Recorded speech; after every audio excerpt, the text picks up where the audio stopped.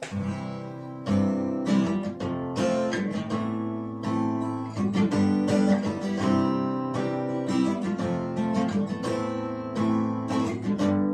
дала мне возможность разобраться в себе, оставив меня одного.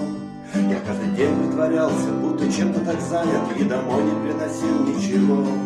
Я только жил лишь мечтой, строил планы и верил, что судьба улыбнется и мне, что я зайду на Олимп, буду самым великим и самым нужным в этой стране. Ты говорила, я олух, что я совсем не практичный, что нам нечем платить по счетам.